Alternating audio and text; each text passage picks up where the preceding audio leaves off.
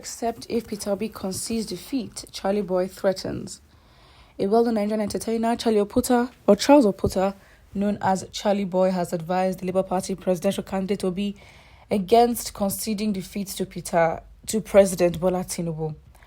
Nigerian News understands that as of now, Obi and the Labour Party are legally contesting President Tinubu's victory. Nonetheless, Charlie Boy vowed that even if Obi chose to withdraw his complaints against President Tinubu at the Presidential Election Tribunal, he and his Labour Party backers would not accept this outcome.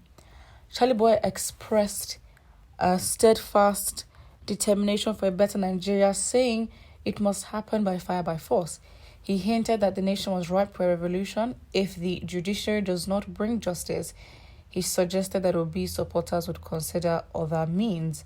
Charlie Boy, in a post on his Twitter account, wrote, "You know something? Even if Peter Obi comes to tell us that we should move on from the 2023 election, that Yakubu messed up, obedience will not agree. I tell many people that what should happen should have been overdue to happen for Nigeria more than Peter Obi. Nigeria must be better by fire by force. Our eyes are on the judiciary. If they like, they should mess up. We know what to do." Very interesting. I think there's a calmness at the moment with the obedience, obviously, with the fact that, Nigerians are following due process. I think because it's a thing where usually when Nigerians go out to protest, the government will just come out and say, unruly people, you are this, you are that. So I think for due diligence, so that, okay, we did it by the way, right? By the constitution, by your playbook, right? But I really don't know what would happen. I guess,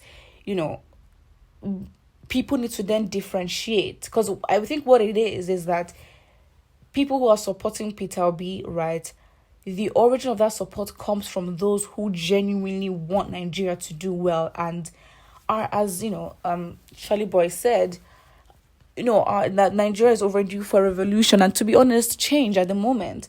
And so that movement being so strong, obviously motivated by the NSAS protests and the aftermath, right?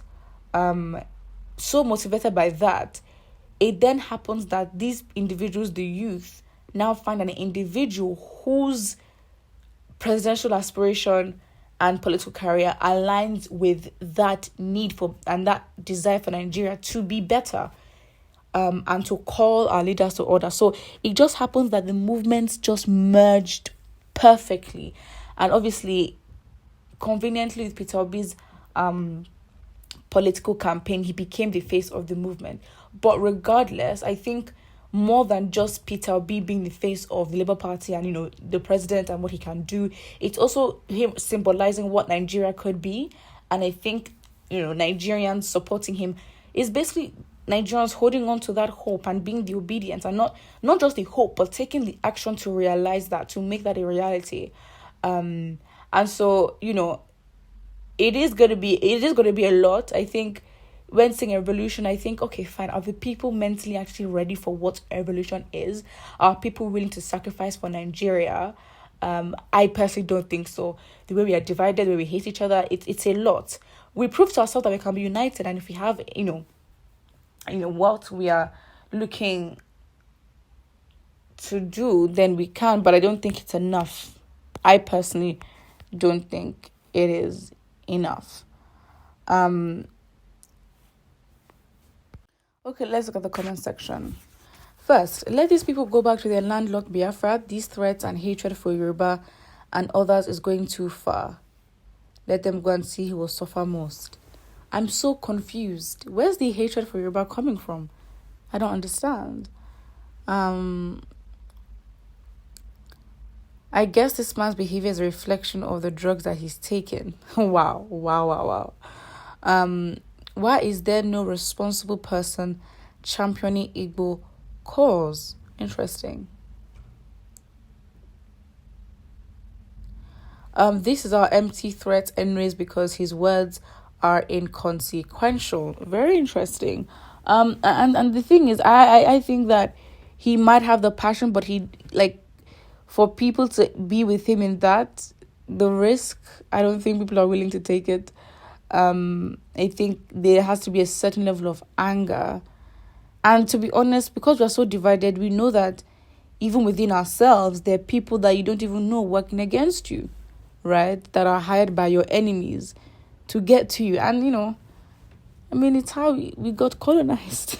You will always have these kind of people within your group, within your movement. And honestly, it's very shameful. But I just think that the fact that it's in the tribunals, you trust these courts. I think eventually there are other two outcomes.